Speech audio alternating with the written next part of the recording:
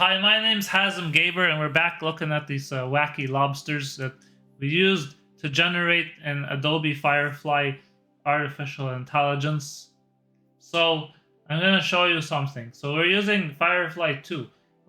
There's a few advanced features that you need to know about. The first one is called the aspect ratio.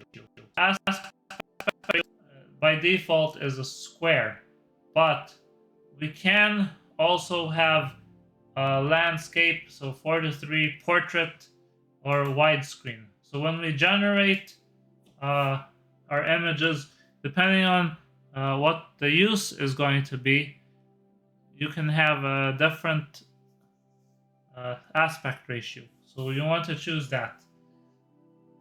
When you regenerate your image, though, it's going to end up different. It's not going to regenerate the same image with a new aspect ratio. The second thing you need to know about is what we call a content type. So, so by default, it's set to art, which means it's a little bit cartoonish style. But if you want to create a photo that's more lifelike, then choose the word photo. So you have to be careful because it's not exactly realistic. It's pretty close and it's getting better, but it's not completely accurate in terms of real life. There's things that AI has a difficulty simulating, including like faces and stuff. But so this is a pretty good shot of a car though.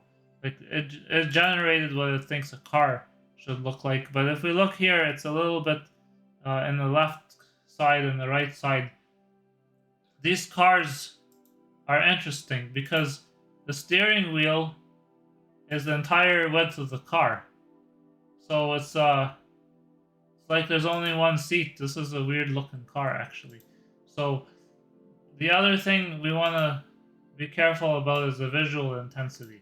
So the visual intensity is how detailed our image is. Does you might want something, and by detailed I mean you might have a beach. So a visual intensity uh, has more. The higher it is, the more factors, the more pieces are in it. The more detail there is, the more stuff there is to look at. And you may not want that for your application. So you can play around with the visual intensity to see how detailed it is.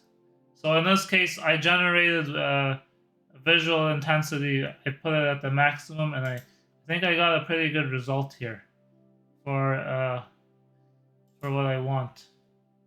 We can try visual intensity up with a photo, and we can see what we get now.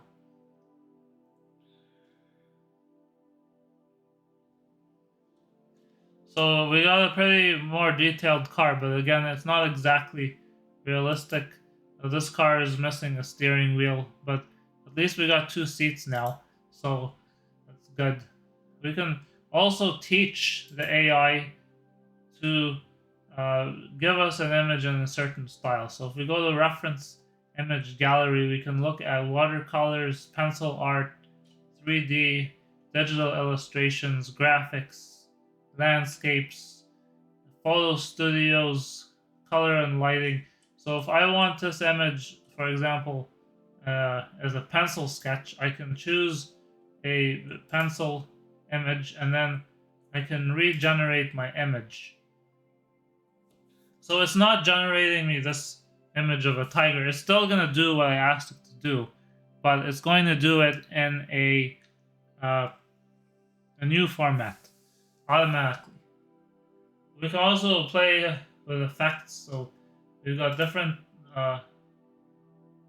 movements as far as art goes. There's hundreds of them in here.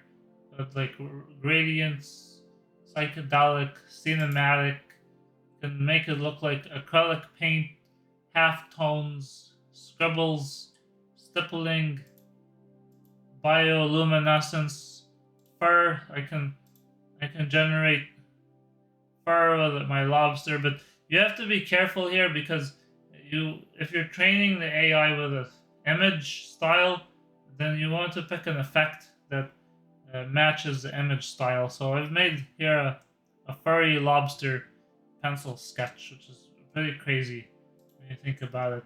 And we can also look at different types of compositions and lighting.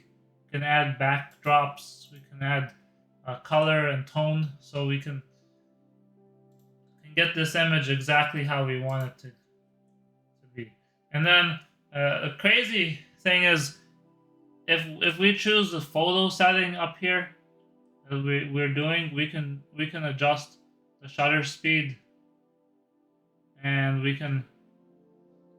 that can affect like how our image looks like. We also change the aperture and the field of view. So this is actually making us an image as if a photographer took it. And then finally, we can exclude pieces from our image. So if I don't want the lobster to have claws or wheel, if I don't want the car to have wheels, I can do that as well. If you have any questions, please post a comment and we'll answer it in the next video. Oh, by the way, you have when you can sign up for free and you can get 9 credits or 17 credits, and then after that you have to pay. So where do these images end up? Well, if you go to, you'll have to you favorite it, and then it'll end up in your favorites, and then you can download it. But when you download an image in FireFly, there are credentials applied to it, so people will know that it was downloaded in AI, and then you end up with a standard PNG file, but in the corner it says Adobe FireFly. And then if we were to like look at the EXIF data, we'll end up seeing some like a watermark, not a watermark, but a watermark. So if you have any questions, please post a comment and we'll answer it in the next video. Thank you.